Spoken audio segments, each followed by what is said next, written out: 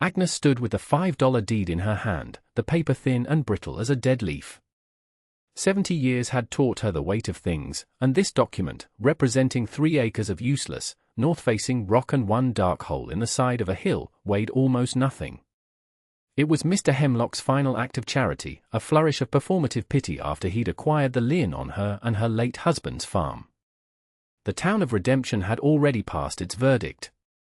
They saw a frail widow, cast out with an old dog and a cart of meager belongings, buying her own grave for a pittance. They believed they were watching the end of a story. Agnes, feeling the solid ground beneath her worn boots and the steadying presence of Barnaby, her golden retriever, leaning against her leg, knew she was standing at a beginning. The dog whined softly, a low question in his throat. He looked from her face toward the wagon, where their entire world was now contained: a box of tools, a sack of flour, 3 quilts, a cast-iron skillet, and 50 years of a shared life packed into a small wooden chest. "It's all right, boy," she said, her voice raspy but firm. "Land is land." Mr. Hemlock, watching from the door of his land office, tipped his hat. "A respectable choice, Agnes. A quiet place to pass your remaining time." He framed it as her decision, a gentle slide into obscurity she had chosen for herself. He did not mention the irrigated bottomland he had acquired from her for pennies on the dollar, the land her husband had worked until his heart gave out. Agnes didn't look at him. She folded the deed once, twice, and tucked it into the pocket of her canvas coat. Her gaze was fixed on the distant grey shape of Cutter's Ridge, where her new property lay waiting. The wind picked up, carrying the scent of pine and the first hint of an early autumn chill. It was a cold promise, one the townsfolk whispered about in the general store. They gave her until the first snow. A generous estimate, most agreed. She had the $5 deed, $47 in coin, 1 good dog, and a set of hands that knew the language of work better than the language of defeat. It was more than enough. The story was not over. She would not let it be. The journey was a slow, deliberate procession of one. The old mule, Patience, leaned into the harness, her hooves clopping a steady rhythm on the dusty track leading out of town. Agnes walked alongside the wagon, saving the animal's strength. Barnaby trotted ahead, his tail a cheerful flag, occasionally doubling back to ensure his person was still following. Every item in the wagon had been chosen with brutal practicality. Her husband's tools were the heaviest part of the load: the pry bar, the sledgehammer with its smooth, familiar handle, the chisels wrapped in oily cloth, the hand-crank drill. She'd left behind the rocking chair, the framed portraits, the china doll from her own long-gone childhood. Sentiment was a luxury, a weight she could not afford to pull up the ridge. She inventoried her true resources not by what was in the cart, but by what was in her head. She remembered her husband, a man of few words and powerful hands, showing her how to read the stress lines in a piece of granite. "Rock has a grain, just like wood," he'd told her, tracing a faint line with a calloused finger. "You don't fight it. You listen to what it wants to do." She remembered her grandmother teaching her which wild greens were safe to eat, which roots could be ground for medicine, and how to know, by the feel of the air, when a storm was turning serious. These were not memories, they were tools, as real as the hammer and saw rattling in the wagon bed. As they climbed, the valley fell away, the town of Redemption shrinking to a child's playset of wooden blocks. Up here, the air was different, thinner, cleaner. The world was rock and sky. Finally, she saw it. A dark slash in a limestone cliff face, surrounded by scrub oak and stubborn pines clinging to the stony soil. It looked exactly as worthless as advertised. The entrance was cluttered with fallen rocks and debris, a place no sensible person would choose for a home. Patience the mule snorted, her ears twitching with skepticism. Barnaby, however, trotted directly to the entrance, sniffed the cool air spilling from within, and looked back at Agnes, his tail giving a single, decisive thump against a boulder. Agnes ran a hand over the rough limestone wall beside the cave mouth.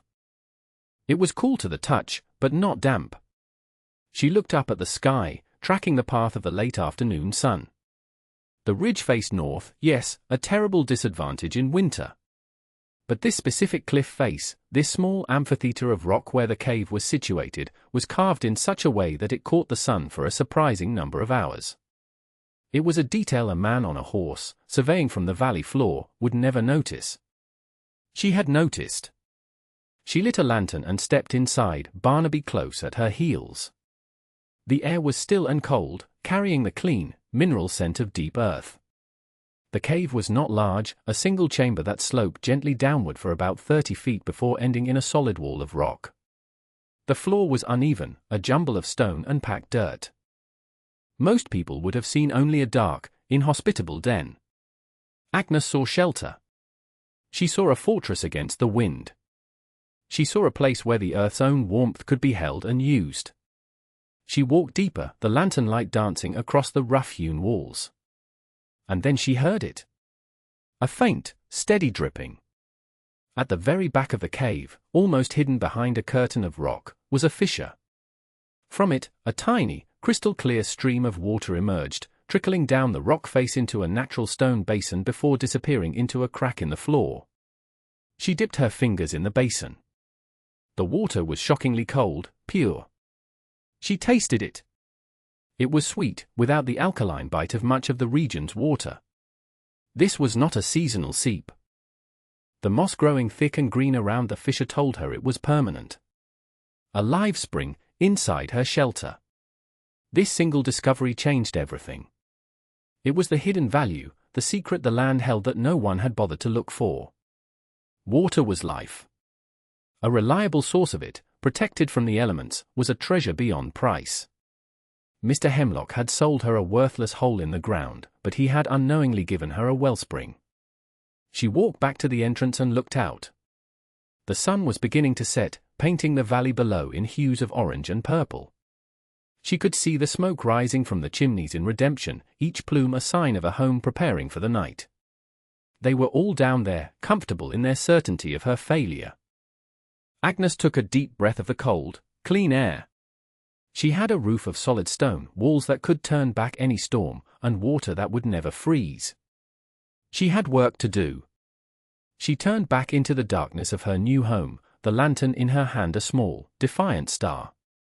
The labor began the next morning. It was a conversation with stone and gravity. Agnes used the pry bar, her husband's lessons echoing in her mind. Find the balance point. Use the tool as an extension of your arm. Let the weight of the rock do the work. She didn't try to lift the large boulders cluttering the cave floor, she rolled them, inch by patient inch, creating a level platform near the entrance.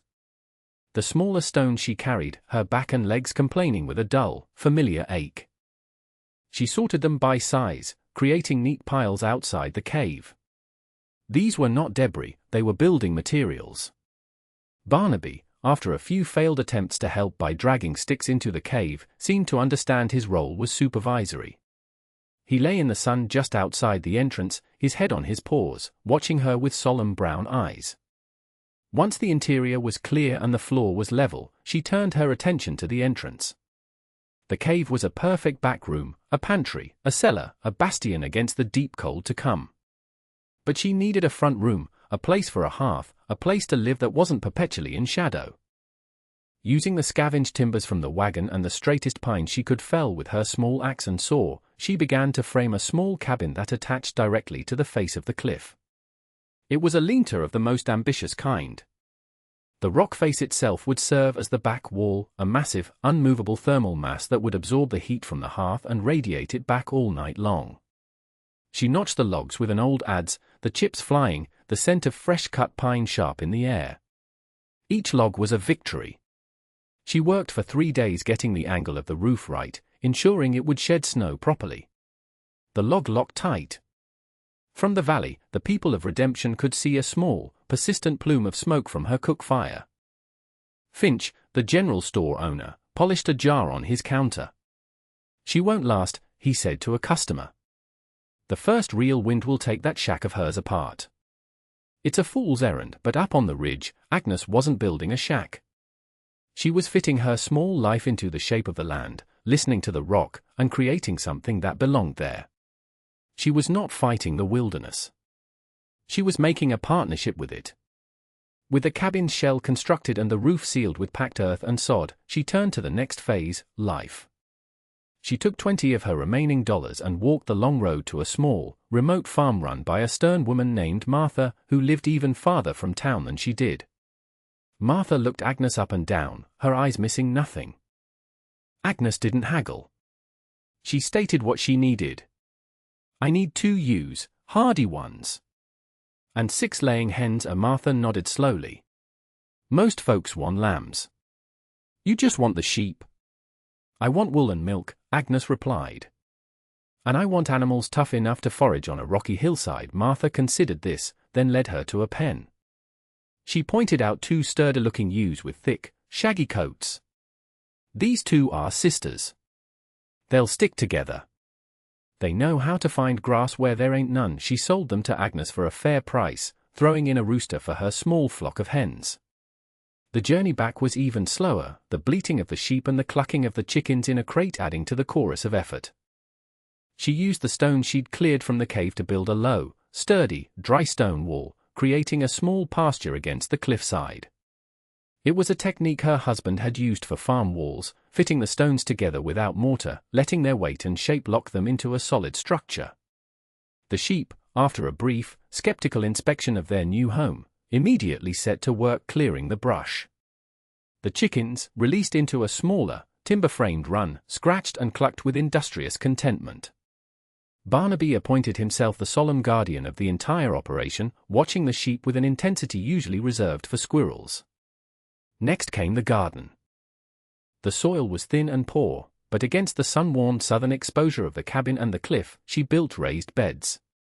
She filled them with soil she hauled in buckets from a small, fertile pocket she'd found in a hollow down the slope, mixing it with composted mule manure and leaf litter.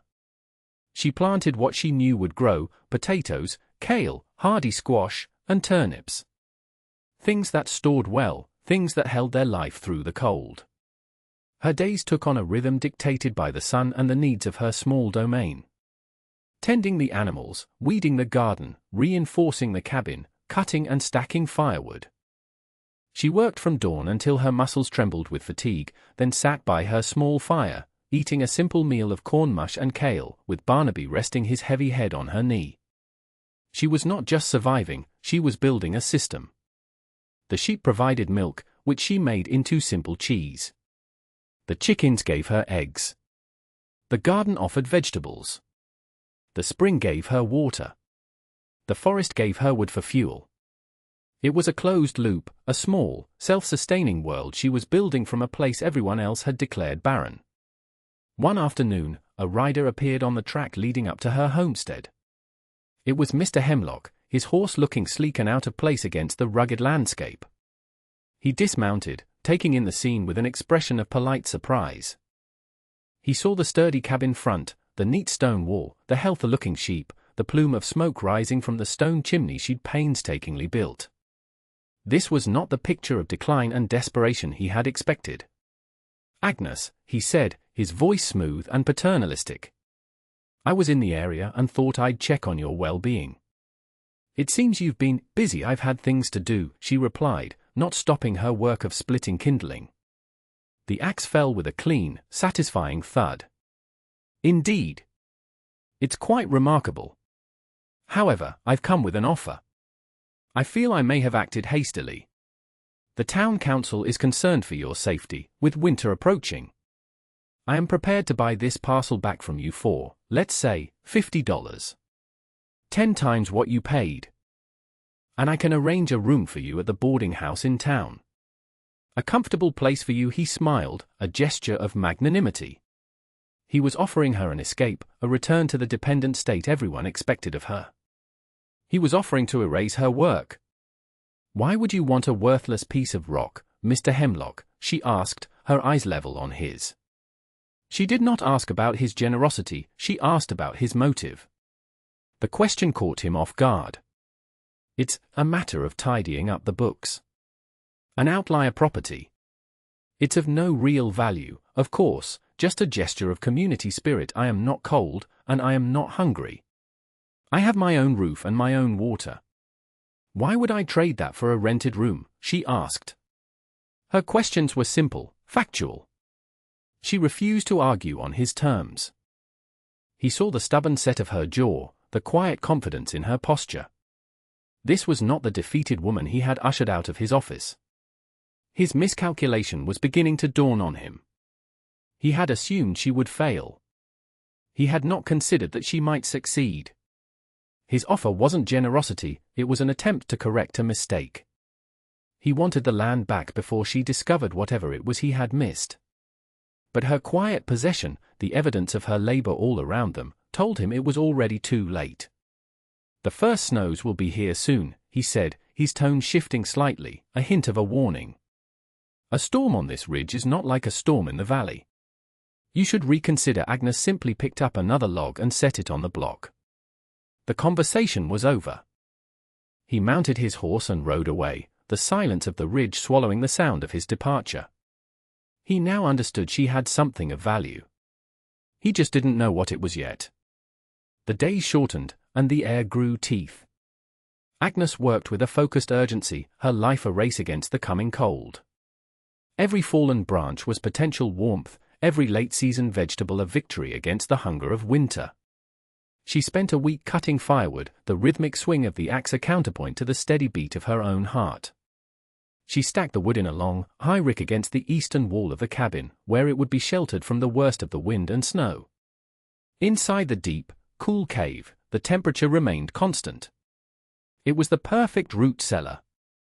She lined the stone shelves she had built with dry straw and carefully laid out her harvest, potatoes, turnips, and hard-shelled squash. She smoked the last of the salted meat she'd brought with her and hung it from the ceiling, alongside braids of onions and bunches of dried herbs. The community mirror began to turn. Martha, the sheep farmer, made the trek up to the homestead with a bundle of dried yarrow and willow bark. "For aches and fevers," she said, accepting a small wheel of Agnes's sheep cheese in trade. She looked at the cabin, the woodpile, the secure animal pen. "You build like a man who knows stone," she observed, her highest form of compliment. Finch, from his store, continued to preach her imminent doom. "One good blizzard, he'd tell anyone who would listen, and we'll be forming a party to go dig her out." If we're lucky, his pronouncements were a kind of town entertainment, a story they all told themselves to reinforce their own good sense in living clustered together in the valley. Agnes was aware of their talk. She heard it in the silences when she made her rare trips to town for salt and flour, but she paid it no mind. Her argument was not made with words. It was made of stacked firewood, full pantry shelves, and a solid roof. Barnaby's coat grew thick and heavy, and he spent more time curled by the hearth. The sheep were fat and woolly. The chickens, sensing the change, huddled together in their coop. One evening, as the sun set in a blaze of cold fire, Agnes stood at her cabin door and looked out at the valley. The lights of redemption twinkled below, a fragile constellation of human warmth. A strange wind was blowing from the north, a high, thin whistling sound. It carried a scent she hadn't smelled in years, the smell of deep, Arctic cold. The air felt heavy, charged with a waiting stillness. Barnaby came to stand beside her, pressing his body against her leg and letting out a low, uneasy growl. He felt it too. The storm was coming. But unlike the people in the valley below, Agnes was ready. She had built her life on the expectation of hardship. The snow began not as flakes, but as a fine, granular powder, driven by a wind that screamed down from the mountains. It was not a gentle winterfall, it was an assault. Within hours, the world beyond her cabin door vanished into a churning, white chaos. The wind howled around the edges of her small home, testing every seam, but the bulk of the ridge took the brunt of its force. The cabin, nestled into the rock, held firm. Inside, the hearth crackled, its warmth absorbed and radiated back by the massive stone wall of the cave. The air was warm and smelled of wood smoke and baking bread. The sheep and chickens were secure in their pen, which she had reinforced and partially covered with a thick roof of pine boughs and sod. They were grumbling but safe. For 3 days, the blizzard raged. Agnes moved through her routine with a calm efficiency. She milked the ewes, collected the eggs, fed Barnaby, and tended the fire. The spring at the back of the cave provided an endless supply of fresh water. She had food, warmth, water, and shelter. The storm was an inconvenience, not a threat. On the morning of the fourth day, the wind finally died. The silence that followed was profound. Agnes pushed open her cabin door against a deep drift and looked out onto a transformed world. The snow was piled in immense, sculpted waves, burying everything beneath a blanket of pristine white. The sky was a brilliant, aching blue. Down in the valley, she could see nothing. No smoke. No movement. Just a sea of white. Later that day, she heard a sound. A desperate, muffled shouting. She took her husband's old snowshoes from the wall and, with Barnaby plunging through the drifts beside her, she followed the noise. She found them less than a quarter-mile from her home. It was Finch from the general store and his wife, their faces raw with cold, their clothing inadequate. Their own house was buried to the eaves, their well frozen solid, their firewood inaccessible. "We saw your smoke," Finch managed to say, his teeth chattering. "We didn't think, we didn't know." Agnes didn't say, "I told you so." She didn't remind him of his confident predictions of her demise. She simply turned and led them back to her cabin. She gave them hot broth and a place by the fire and said nothing as Finch's wife wept with relief.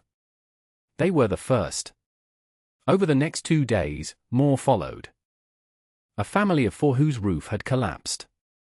2 old trappers who had been caught out on their line. They stumbled up the ridge, drawn by the impossible plume of smoke rising from the worthless hollow, a beacon in the frozen wasteland. The cave home became an ark. Agnes's small cabin was crowded, but the larger cave provided ample space. She organized them without fuss. The men were put to work digging a clear path to the woodpile and ensuring the animal pen was secure. The women helped her prepare food, stretching her supplies with stews made from root vegetables and the last of her smoked meat. There was no panic, only a quiet, awed respect for the woman they had all dismissed. They saw the logic of her world. They saw the endlessly running spring, the deep pantry, the warmth held by the rock. They drank the sweet water and ate the simple, hot food, and they understood. This was not luck. This was knowledge. Finch, humbled and quiet, watched her move. He saw how she checked the knots on the timber supports, how she could tell by the sound of the fire when it needed another log, how she spoke to her animals with a low, calming murmur. He had mistaken age for frailty, and quiet for weakness. He had seen a poor widow, he was now looking at a master of survival. The blizzard had not been a disaster for Agnes, it had been a test, and it had validated every choice she had made, every stone she had lifted, every lesson she had remembered. Her labor was her argument, and it was irrefutable. When the thaw finally began a week later, the people prepared to leave. They were different now. They had witnessed the gap between the town's consensus and the hard evidence of reality. Finch's wife pressed a small bag of coffee beans into Agnes's hand. "We would have died," she said, her voice thick with emotion. "You saved us." Finch just nodded, his eyes meeting Agnes's for a moment. It was an admission and an apology, more powerful than any words. As they left, they carried a new story down to the valley. It was the story of the woman on the ridge, the one who saw value in what they had all thrown away. Her knowledge was beginning its journey outward. The great blizzard broke more than just the weather. It broke the town's certainty. The story of the ark on Cutter's Ridge spread, and Agnes became a figure not of pity, but of reluctant admiration. Then, of outright respect.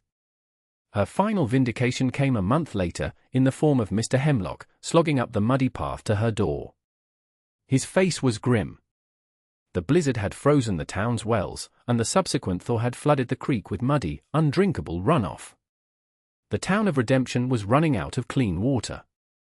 He stood at her door, hat in hand, a man forced to negotiate. He had come to her not as a benefactor, but as a petitioner. "Agnes," he began, his usual smoothness gone, "we have a problem in town." "The water?" "I have water," she said simply. It was a statement of fact, not a boast. He looked past her, into the dim light of the cave, and for the first time, he saw the steady trickle of the spring. He finally understood. The water rights he had so cleverly secured for the creek in the valley were worthless. He had overlooked the true prize. "We need to make an arrangement," he said. The town will pay. We need to run a pipe. This is my land, Mr. Hemlock. This is my water, she said, her voice quiet but unyielding. She was not the same woman he had dismissed with a $5 deed. She was the proprietor of the most valuable resource in the county. They negotiated for an hour. She did not ask for money. She asked for a clear title to 20 adjoining acres, the deed to be recorded in her name, free and clear. She asked for a wagonload of milled lumber and 200 pounds of winter wheat seed. He agreed to every term. He had no choice.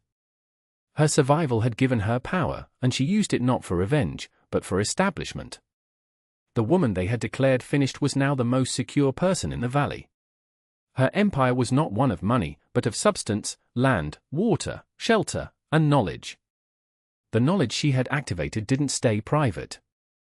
The men who had sheltered in her cave had seen how she braced her timbers. The women had learned how she stored her food. The story of the spring, of the sun-warmed hollow, of the dry stone walls, became a part of the local law, a lesson in seeing what is actually there rather than what you expect to be there. Agnes lived on that ridge for another 15 years, her small homestead a place of pilgrimage for those seeking practical advice. She never grew rich, but she was never again poor. She had her dog, her sheep, her warm fire, and the deep, quiet satisfaction of having built her world from the rock that everyone else had called worthless.